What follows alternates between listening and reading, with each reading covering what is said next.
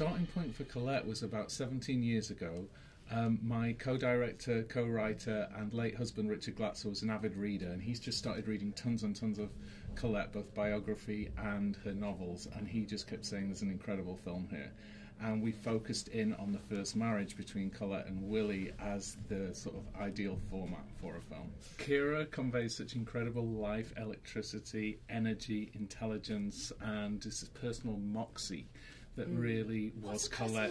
It's being able to kind of get through with like personal strength and energy and fierceness. Guys, It's good. It's good. Yeah. Not feeling like that today. I think she's just empowered. You know, I think she's a singular being who wants to live her life in her way and won't take no for an answer. And I think this is the story of her becoming herself.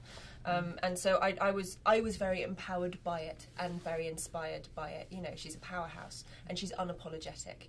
And you very rarely meet people who are unapologetic about being themselves. And I sort of thought that was an extraordinary thing. So she was known as Missy from Colette. They had an affair for 7 years.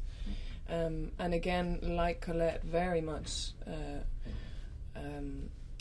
very progressive, dressed, presented as a man, and so wore suits at a time when it was illegal for a woman to do so.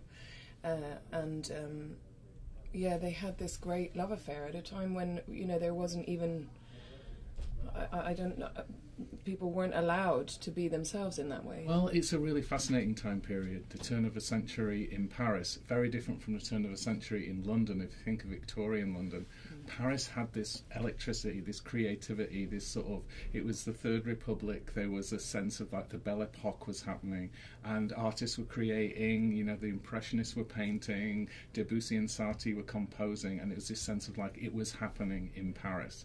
It also led to a lot of, you know, at the beginning of that time there was a lot of invention of new technologies like cars and telephones and, you know, gramophones, and cinema was coming into being. There was also a time where ideas about gender and sexuality were changing, and a lot of people were pioneering in those fields. Colette was really the first woman writer to write so explicitly and fearlessly about a woman's sensual pleasure. Colette said at the end of her life she would have never started writing without Willie. In a way, he sort of forced her to start writing. But once she started writing, it became an access to power for her. She could then control the narrative.